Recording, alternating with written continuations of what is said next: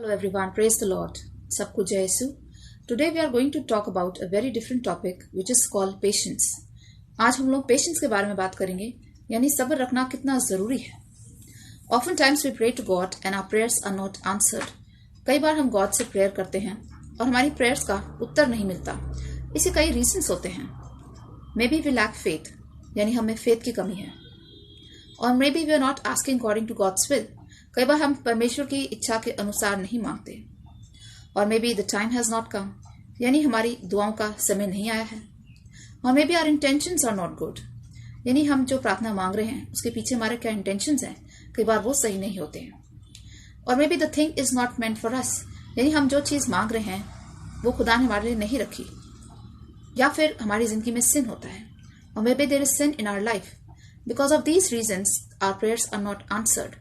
और जब हमें हमारी प्रेयर्स का आंसर नहीं मिलता, we lose patience, we lose faith in God, we lose confidence, यानी हमारे अंदर पेशेंस की कमी हो जाती है. हम सब्र रखना छोड़ देते हैं. We get depress because we want quick results to our prayers, यानी हम लोग चाहते हैं हमारी प्रार्थनाओं का उत्तर हमें जल्दी मिले. हम लोग चाहते हैं हम आज प्रार्थना करें और कल उसका उत्तर हमें मिल जाए. We want quick results and when we don't get results we lose patience, which means जब हमारी प्रार्थना का उत्तर हमें नहीं मिलता तो हम लोग पेशेंस लूज कर जाते हैं. But the Bible says in Isaiah chapter 55 verse 8 and 9, here God says that my plans are not your plans, my thoughts are not your thoughts and my ways are not your ways. अगर आप आइसाया की book देखें, यशाया की book chapter 55 verse 8 और 9, यहाँ God कहते हैं कि मेरे काम करने का तरीका आपके तरीके से फर्क है. और गॉड के जो थॉट्स हैं वो हमारे थॉट से अलग हैं और उनके प्लान्स हमारे प्लान से अलग हैं. कई बार हम चीजें प्लान करते हैं लेकिन वो काम नहीं करती. Often time we make plans but they don't work out. Why? Because we are working out of God's will. Now whenever you want to pray, अब जब कोई प्रार्थना करें उसमें एक लाइन ऐड कर दें, God let thy will be done. ऐसा लॉर्ड्स प्रेयर में भी कहा है, let thy will be done, thy will be done on earth as it is in heaven. Which means जब भी आप प्रेयर करें उसमें एक लाइन बोलें कि परमेश्वर आपकी इच्छा पूरी हो. Lord let that will be done. And when God's will is done we get answers to our prayers. अगर आप लैमेंटेशन की बुक देखें चैप्टर 3 वर्स 26, यहाँ गॉड कहते हैं it is good to wait quietly for the salvation of God, यानी हमें quietly यानी चुपचाप परमेश्वर के लिए वेट करना चाहिए. We are suppose to have patience and we are suppose to wait upon the Lord and then we get salvation. यानी हम जब सब्र रखते हैं, जब हम पेशेंस रखते हैं तो हमारे जीवन में परमेश्वर का उद्धार आता है, यानी हमारे जीवन में साल्वेशन आता है. Because God's time is the best time, यानी परमेश्वर ने हर चीज को अपने समय पर बनाया है. अगर आप इक्लेसियास्टिस की बुक देखें सदोपदेशक चैप्टर 3 वर्स 1, यहाँ लिखा है there is a time for every activity under sun, which means हर एक चीज का समय परमेश्वर ने निर्धारित किया है. God has made everything beautiful in its time. Ecclesiastes यानी सदोपदेशक की बुक चैप्टर 3 में वर्स 11 में आगे चल के बोलती है कि परमेश्वर ने हर चीज अपने समय पर बहुत सुंदर बनाई है. विच मीन्स परमेश्वर ने हर चीज का समय निर्धारित किया है और उसने हर चीज अपने समय पर बहुत सुंदर बनाई है. And God's time is perfect time, which means परमेश्वर का जो टाइम होता है वो हमेशा परफेक्ट होता है और वो हमेशा बेस्ट होता है. We must learn to follow God's way, we must learn to follow God's plan and we must learn to follow God's will in our life. ये हमारा क्या काम है, परमेश्वर के प्लान को फॉलो करना, उनकी विल को फॉलो करना. After all patience leads to salvation. It is written in 2 Peter chapter 3 verse 15. अगर आप 2 पीटर चैप्टर 3 देखें इसकी 15वीं आयत, उसमें लिखा है कि हम जब पेशेंस रखते हैं तो हमें साल्वेशन मिलता है, यानी जब हम सब्र रखते हैं तो हमारा उद्धार होता है. ऐसे बाइबल में बहुत सारे एग्जाम्पल्स दिए हैं जहां लोगों ने गॉड बहुत ज्यादा पेशेंस रखा और गॉड की वेट करी और उनकी लाइफ में बहुत सारे चेंजेस आए, पॉजिटिव चेंजेस आए, उनकी लाइफ में बहुत सारे मिरेकल्स आए. The first example is given in the book of Genesis chapter 12 verse 2. यहाँ पे गॉड इब्राहिम को प्रॉमिस करते हैं कि तुम्हारे जो वंशज होंगे वो तारों की तरह होंगे, जिसमें जितने आकाश में तारे हैं उतने तुम्हारे वंशज होंगे. Now when Ibrahim heard this promised he was surprised because he was childless. यानी गॉड ने जब इब्राहिम को ये प्रॉमिस किया तो उसकी कोई संतान नहीं थी, तो वो हैरान होता था ऐसा कैसे होगा, यानी मेरे वंशज तारों के समान कैसे हो सकते हैं, because he was childless. But if you see the genesis chapter 17, verse 17. Here Abraham was blessed with a son, whom he named Isaac. अगर आप जेनेसिस का चैप्टर 17 के वर्ड 17 देखें, यहाँ इब्राहिम का एक बेटा उत्पन्न होता है जिसको वो नाम आइजैक देता है। और गॉड ने जब इब्राहिम को प्रॉमिस किया तब उसकी एज 75 थी, और जब आइजैक बॉर्न होता है तब इब्राहिम की एज 100 थी, which means Abraham patiently waited for 25 years for God's promise to be fulfilled. Ibrahim ने 25 साल वेट करी। गॉड ने उसको 25 साल पहले वो प्रॉमिस किया था और 25 इयर्स तक उसने पेशेंस रखा और गॉड का प्रॉमिस उसकी लाइफ में पूरा होगा। If you see the book of exodus, यहाँ पे अगर हम मूसा की कहानी पढ़ें तो 40 साल की उम्र में मूसा को ख्याल आता है कि वो इजराइलिट्स को आजादी दिलाए मिस्र के लोगों से, which means the people of Egyptians they had captured Israelites and they were mistreating them. जो मिस्र के लोग थे वो इजरायलियों को मिसट्रीट करते थे, इल ट्रीट करते थे, उनको स्लेव की तरह रखते थे। जब मूसा जब 40 इयर्स का होता है तो उसको ख्याल आता है कि मैं इजरायलियों की हेल्प करूं और उनको आजादी दिलाऊं इजिप्शियन से। Now this dream kept on coming to him, this thought kept on coming to him, but when Moses was 80 years old, God appeared to him in a burning bush.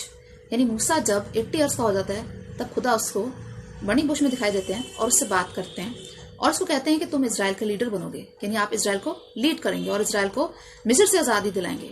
Now Moses waited for 40 years, और 40 साल के बाद उसका dream पूरा होता है। यानी 40 years की एज में वो ठानता है कि मैं इजराइल का लीडर बनूंगा, और 80 इयर्स की उम्र में उसको गॉड नजर आते हैं।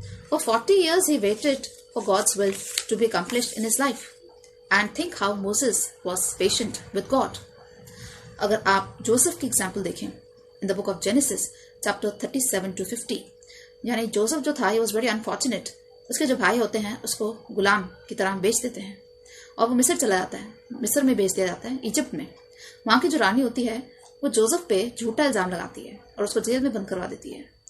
And Joseph used to have a dream in his childhood. बचपन में जोसेफ को ड्रीम आता था कि सारी दुनिया एक दिन उसके आगे झुकेगी। Now Joseph was in prison, लेकिन वो जेल में रहकर प्रेयर करता है और लगातार वो प्रेयर करता रहता है और 13 साल के बाद उसका ये ड्रीम पूरा होता है। After 13 years he became the prime minister of Egypt, which means Egypt का जो राजा होता है फेरो, वो उससे इतना खुश होता है कि उसको वहां का प्राइम मिनिस्टर बना देता है। which means Joseph waited 13 years very patiently for this dream to be fulfilled. यानी जो उसको गॉड ने ड्रीम दिया था उसका 13 साल वो वेट करता है और वो पेशेंस रखता है। वो गुलाम भी बन जाता है, वो जेल में भी चला जाता है, उसके बाद भी वो पेशेंस रखता है। And for 13 years he waited, and after 13 years his dream was fulfilled. He became the prime minister of Egypt.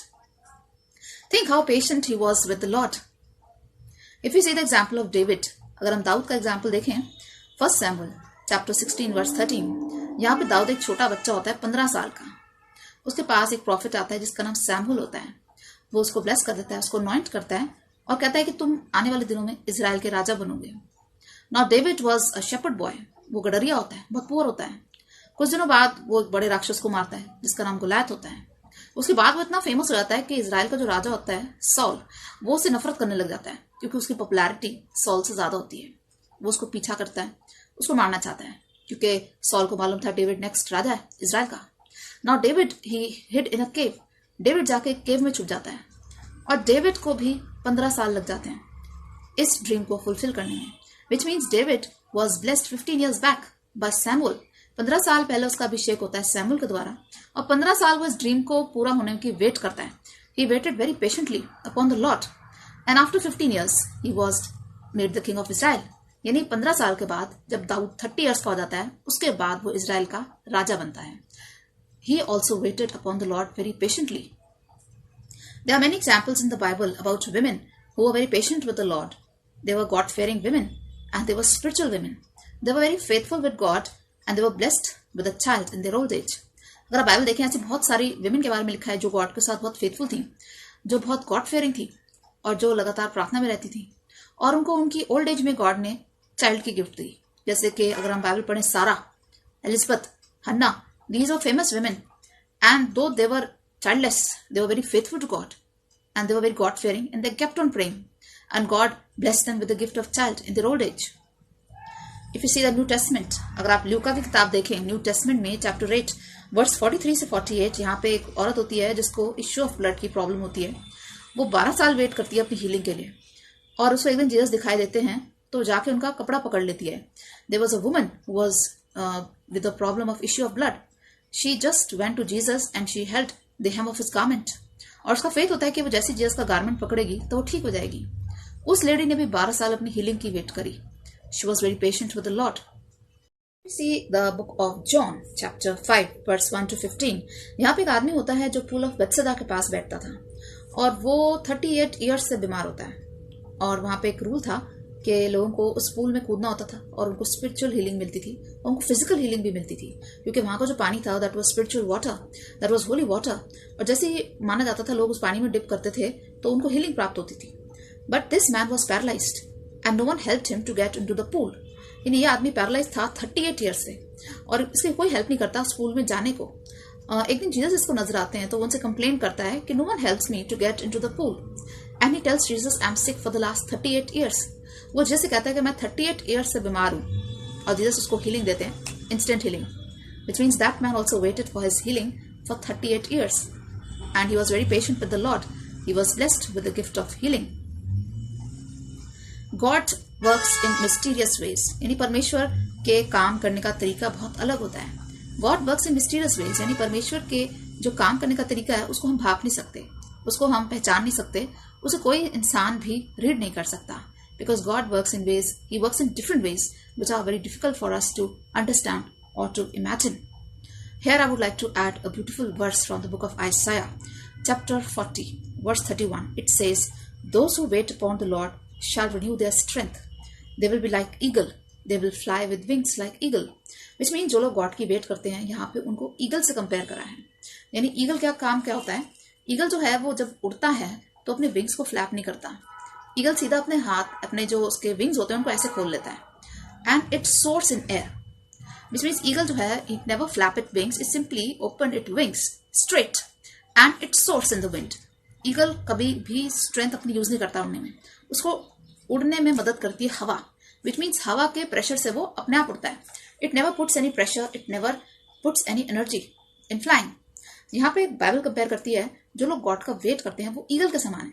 क्यों? क्योंकि वो अपनी तरफ से कोई मेहनत नहीं करते, अपना प्रेशर नहीं लगाते, अपना एफर्ट नहीं लगाते. They are like eagle. They simply wait upon the Lord and they simply allow God to accomplish His will in their lives. They simply allow God to accomplish His purpose in their lives. So they are like eagle because they never put any effort. क्योंकि वो लोग जो God की wait करते हैं कोई effort नहीं लगाते, वो अपनी एनर्जी वेस्ट नहीं करते, वो सिंपली गॉड में फेथ रखते हैं और गॉड उनको ईगल की तरह ऊंचा ऊंचा उठाते हैं. बिकॉज जो ईगल होता है वो हमेशा बादलों के ऊपर उड़ता है. बाकी बर्ड्स जो होते हैं वो they flap their wings, but eagle जो है वो उड़ने के लिए कभी भी अपने विंग्स का इस्तेमाल नहीं करता. और ईगल सबसे ऊंचा उड़ता है क्लाउड्स के ऊपर. Which means people who wait upon the Lord they will go higher and higher like an eagle. And the Bible says they will never get very, they will never get old and they will never get tired. Which means जो लोग God पे ईमान रखते हैं, विश्वास रखते हैं, वो कभी भी थकेंगे नहीं और वो कभी भी बूढ़े नहीं होंगे, वो कभी भी निराश नहीं होंगे, वो कभी भी हताश नहीं होंगे. Bible says in Psalm 136, as the watchman waits for the Lord, so I also wait for the Lord. Which means जैसे एक वॉचमैन होता है तो उसकी नाइट ड्यूटी होती है, वो इंतजार करता है कि सुबह जल्दी से हो जाए ताकि मेरी ड्यूटी खत्म हो. Because it is very difficult to do duty in the night. रात को जागना बड़ा मुश्किल होता है, तो वॉचमैन की हमेशा यही इंतजार रहती है कल जल्दी से सुबह और मेरी ड्यूटी खत्म हो. The Bible says we should wait upon the Lord like a watchman waits for the night to get over. जैसे वॉचमैन इंतजार करता है रात के खत्म होने का, वैसे ही हमें गॉड के वेट करनी चाहिए कि गॉड हमारी जिंदगी में अपने प्लान्स, अपने पर्पस को पूरा करें. What is the purpose of our prayer? जब हम प्रेयर करते हैं हमारा क्या पर्पस है? आर वी परस्यूइंग गॉड और are we pursuing our blessings? यानी कुछ लोग प्रेयर करते हैं वो गॉड को परस्यू करते हैं, गॉड के पीछे जाते हैं. Some people pursue God in their prayers and some people pursue blessings in their prayers. So what is the purpose of our prayer? हमारी प्रेयर्स में हम क्या मांग रहे हैं? क्या हम गॉड को परस्यू कर रहे हैं या हम अपनी ब्लेसिंग्स को परस्यू कर रहे हैं? What is the purpose of our prayer? The Bible says in Isaiah 60:22, at the right time, I the Lord will make it happen.